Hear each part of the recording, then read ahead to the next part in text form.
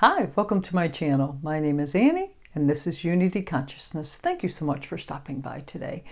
I'd like to welcome our new subscribers and also thank those of you who are returning for this week's energy update. Let's jump right in. This week we will have 3 planets changing signs.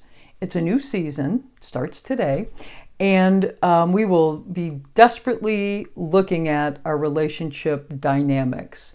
One thing to keep in mind over the course of this week and next, we are in between eclipses, eclipse cycles. So the veil has thinned in our ability to transcend the things that we can't see or help ourselves reach new heights of ascension are really profound. So use this time wisely, if I can be so bold to say that. We're just coming off of a very powerful full moon, partial lunar eclipse in Pisces, where we're seeing flooding and waters in all the news all over the place. I guess there are some places where there is not an abundance of water, but it's the water toxicity, flooding, earth events that are creating this massive water. It's everywhere. So emotions. Last week I learned the depth of some of my emotions, and so all of these are themes. Certainly when we were dealing with Pisces energy, and we're moving towards Libra energy.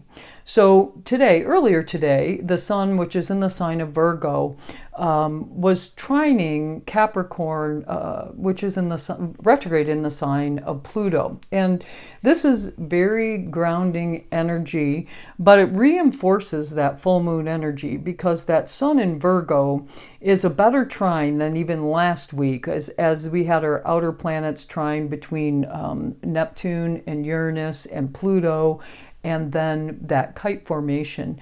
Well, it's really coming into play. So it's reinforcing that full moon energy. What needs transformation? So the sun in Virgo is giving us trine energy, asking us to understand what needs transformation. Then the sun moved into Libra earlier today, which also signifies the equinox. It is the fall in the northern hemisphere, spring in the southern hemisphere. And in my opinion, based on the chart at the time when the sun moved into Libra, we're finding balance in one-to-one relationships. Libra energy is very social energy, but it's very balanced. Venus, which is also today at 29 degrees of Libra, Venus has already traversed Libra. Venus has already understood balance in relationships. She's hit the nodes, she's hit Black Moon Lilith. So Venus really brings some energy to the table as she squares Pluto today. So this is going to really highlight that imbalance in relationships relative to power, manipulation, control, just that negative side of Pluto. It's being brought to your attention so it can be addressed and transformed. In addition, we have Pluto, Venus, Uranus, and Neptune all at the latter degrees of the signs that they're currently in, offering expansion and freedom and sovereignty and truth while dissolving the fog, because they're at the end degrees. Now, Neptune, Saturn, Uranus, Pluto, and Chiron are all retrograde. Now, what's interesting, and over the next 13 weeks, again, we're still talking about the equinox, Neptune is going to go direct on the 7th of September. Saturn's going to go direct on January 4th. Uranus is going to go direct near the end of January. Pluto is going to go direct on the 11th of October. I'll talk more about that in a minute. And Chiron's going to go direct on the 29th of December. So it seems as though those planets that are retrograde are asking us to listen, review, revise, and rethink during this 13-week cycle. Pluto's going to go direct first, as I mentioned, on the 11th of October, then out of Capricorn completely on the 19th of November. That's an entirely different dynamic relative to power, control, manipulation, bastardization of any Capricorn themes, but nonetheless, that's part of this, the equinox, our fall season here in the Northern Hemisphere. Jupiter, Mars, Mercury will all go retrograde during this 13-week cycle as well. So that's going to help us get ready for winter. We are gaining perspective with integration coming in the winter months. You know, after Venus is square to Pluto today in Capricorn, she's going to enter Scorpio today. Yep, that's all happening today. And when Venus steps into Scorpio, she's coming off of a very what she thought was a very meaningful connection, getting hit by a power dynamic. And that's tough. That's tough. That's really difficult. But if there's one person, Venus knows where to go to handle this, and that's into Scorpio, because that's where she dives deep. So she is going to be looking at a very complex relationship dynamic, let's say, or maybe it's your relationship to money. Anything that that Venus governs, she's going to be able to dig deep and find the love in a very complex situation. But it's important to practice self-care. If you feel overwhelmed today, there's a lot of energy shifting and changing. Practice self-care. Superficialities will not serve us anymore. As soon as Venus moves into Scorpio, forget about it. You want to dig deep. You don't care about the excuses, the superficiality things, don't want any part of it. All right? So then in addition this week, on Tuesday, I believe it's the 24th, we will have Mercury. Mercury's going to start helping us out here.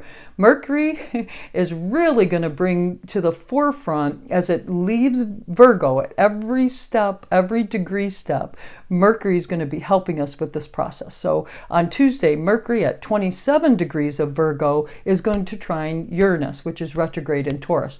And this could be good news or news just coming in out of nowhere. It has a really good vibe to it. Maybe you've cleared the air of some of this energy. It's very grounding. It's very creative. Yeah, perhaps you've had a conversation and you've cleared the energy.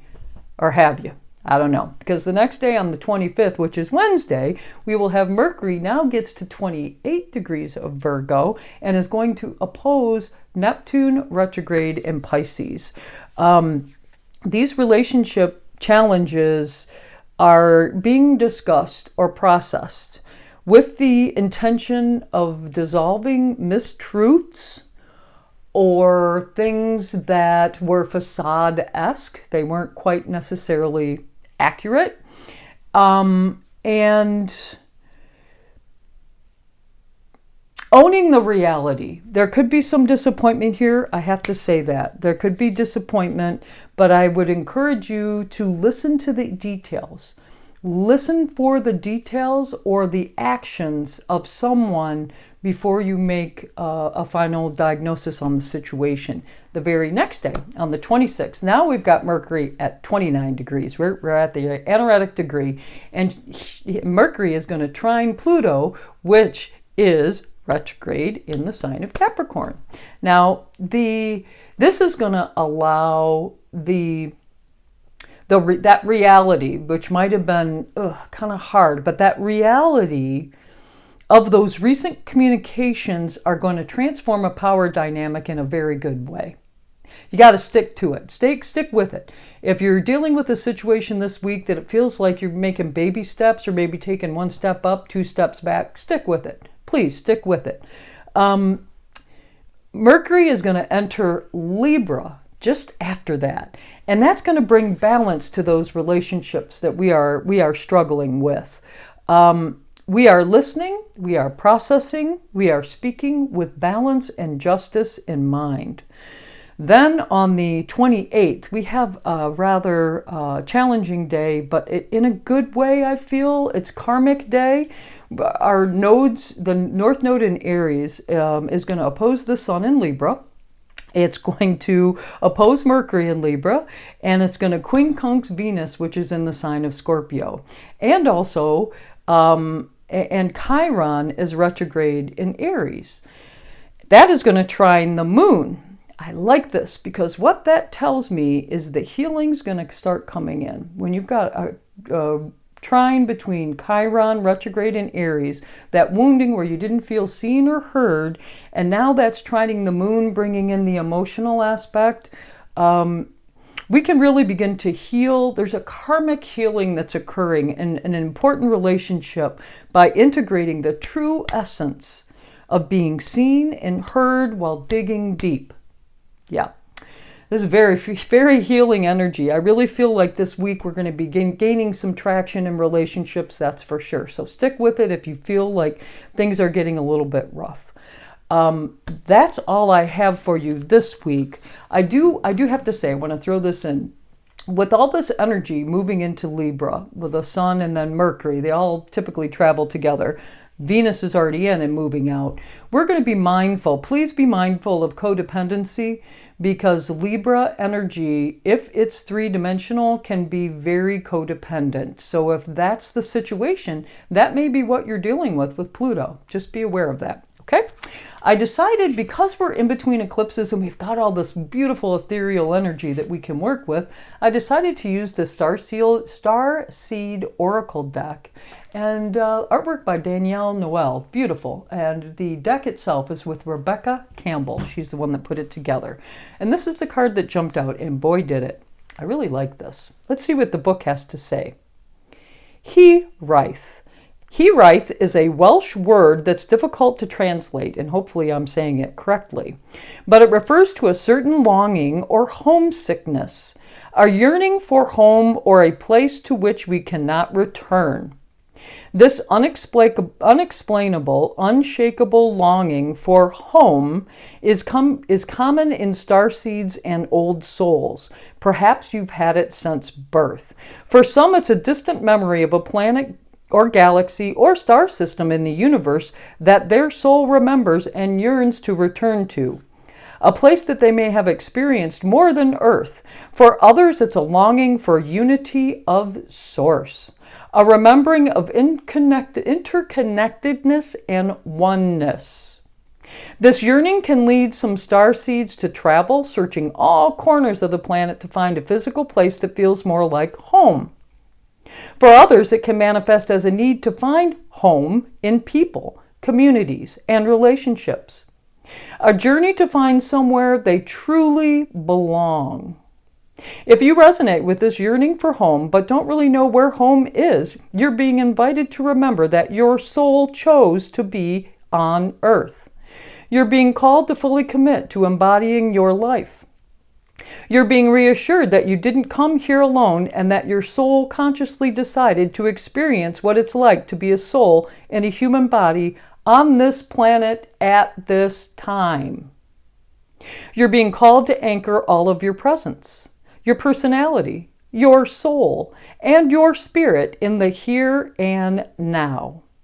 To fully commit to living this life right now. To commit to putting 2 feet completely in.